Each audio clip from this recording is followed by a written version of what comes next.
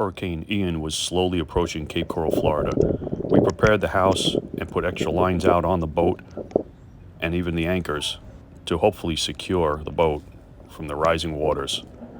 Unfortunately, the forecast called for up to 16 feet of storm surge, and I wasn't comfortable that we would be safe staying at the house. So I didn't want to lose the house, the boat, and the car to the storm. So Matey and I hopped in the car and we head for higher ground to ride out the storm. We found an old abandoned car wash with concrete walls and steel roof that looked like a nice refuge to be protected from the wind. There were already a couple cars in the bays doing the same thing I did. Advisory from the National Hurricane Center, they have not changed the strength. Still the pressure at about 937 millibars, max winds of about 155 miles an hour. It was from this point for the next 6 to 8 hours that we spent watching the storm and its effects right out our front windshield. At some points, the winds felt so fierce that I thought a tornado was coming through.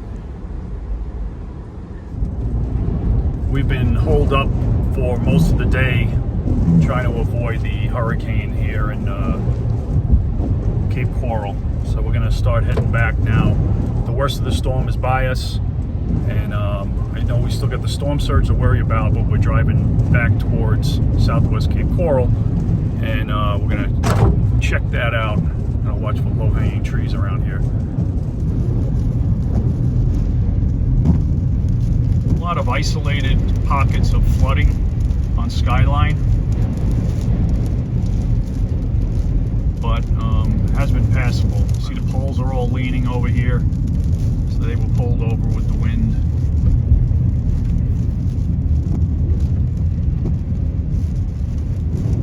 Look at this gas station over here.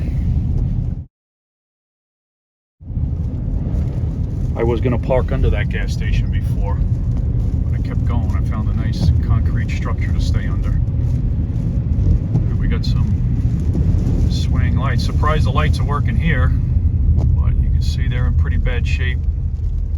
They're all ripped apart, and I really don't even feel safe being under them. There's a down telephone pole over here on the right. Primary's down. Looks like more broken poles over here. Poles down. Cables are hanging really low.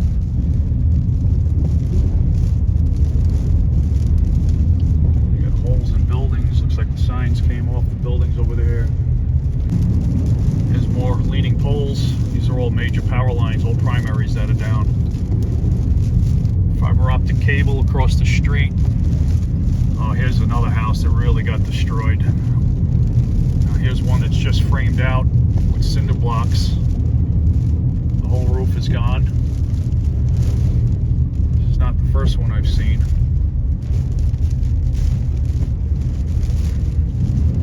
Alright, so now I'm driving over one of the canals, the freshwater canal. I'm curious what the water level looks like. And you can see it's pretty high up, but it's not up to the houses. That's the freshwater canal. I'm more concerned about the saltwater canals. So the freshwater is going to get flooding from the rain. Oh yeah, it's just wood branches.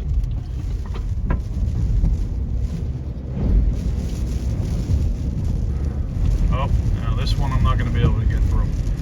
This is a big tree down. So this is going to be, I'll have to get around this one somehow.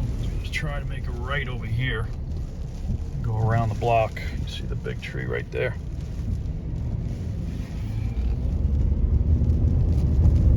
More fences destroyed. Now this is a small side street. I'm curious to see what these houses look like. Oh, this house missing quite a few shingles. Looks like anybody who had a fence lost the fence. Oh, more debris. Yeah, it looks like you got some metal debris, some shingles, top of the gas station. Signs down on the road.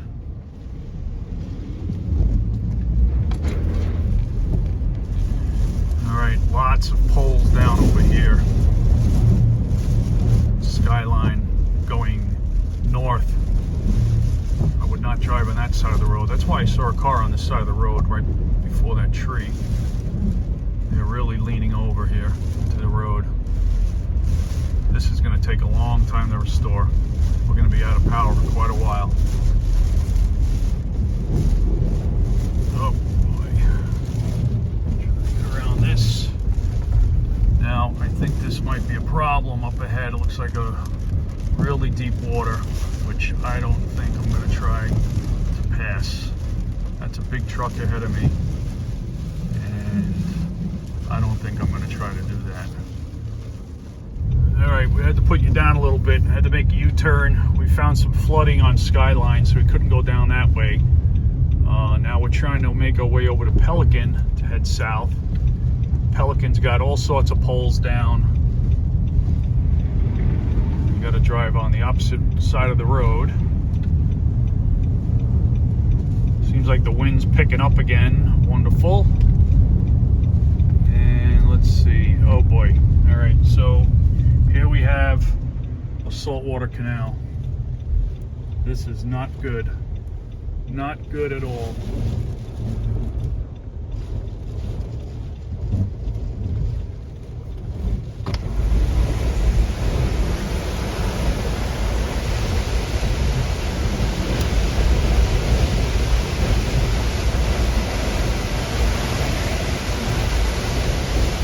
That is not good.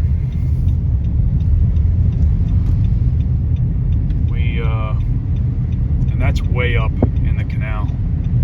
We are way far from the Caloosahatchee. So I don't have much promise for what we're going to deal with when we get home. Oh boy, more trees down, and it's like this wind is just picking up again. Electric wires on the ground. Trees down, wires down. This car's up ahead, but I'm not sure if he can make it through. It looks like he's backing up too. I don't think we're going to be able to get to the house.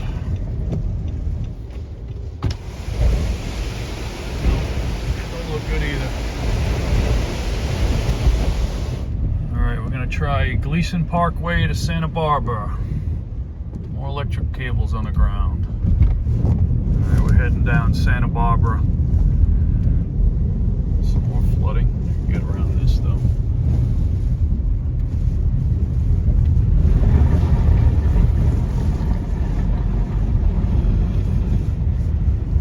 All right, we're going over a bridge to a canal here. Again at Santa Barbara. Oh boy, we're not going anywhere. Look at how high the water is here.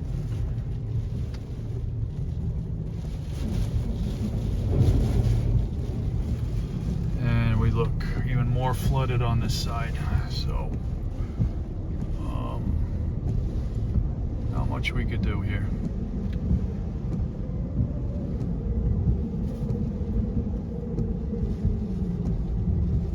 Unbelievable. Well, that truck thought better of it. He's not going. That big pickup truck couldn't go. This guy's not going to make it. It was at this point we stayed until dark, waiting for the wind to die down and the water to subside. Unbeknownst to us at the time, this is when the storm surge was really hitting the area. Made it back to the house. Palm trees pretty ripped to shreds. I don't see any broken windows in the front. Power's out, obviously. We definitely had water in the house. Yep. Definitely had water.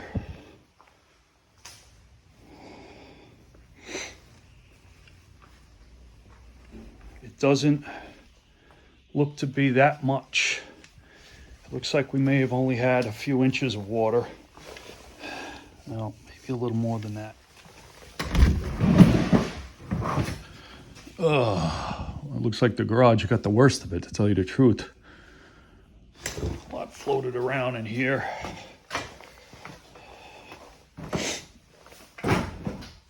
Apparently my kayak idea worked.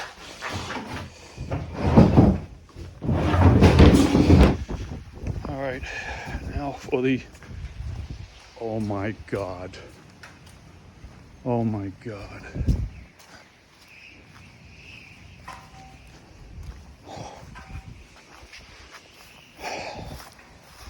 Holy Jesus. Bridge the boat is up on land.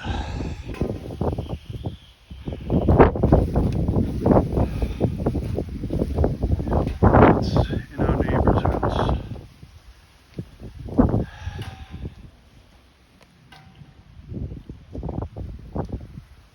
Oh boy.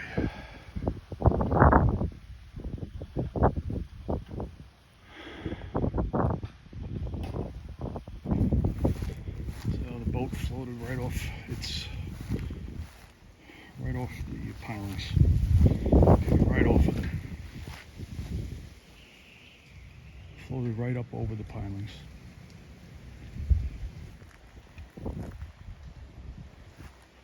The aftermath of Hurricane Ian.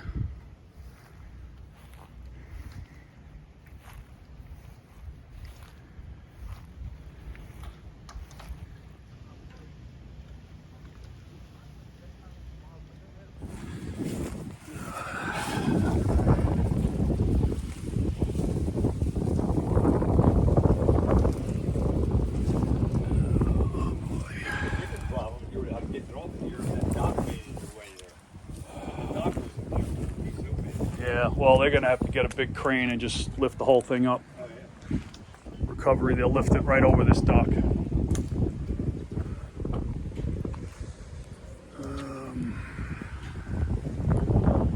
I was worried about it floating over the pilings, that's why I put the anchors out.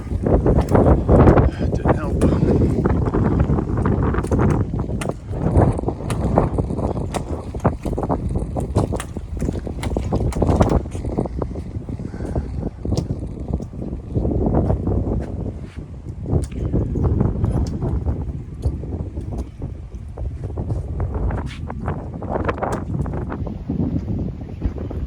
The boat looked in surprisingly good shape. It did have some damage to gel coat on the sides of the boat and some abrasion marks below the waterline. But by and large, no major damage. The running gear was pushed into the ground, and it was hard to tell the condition, but I couldn't see any apparent bends of the shafts or rudders. So it appeared to be a soft grounding once the waters went down. The interesting part will be, how does it get out of that spot?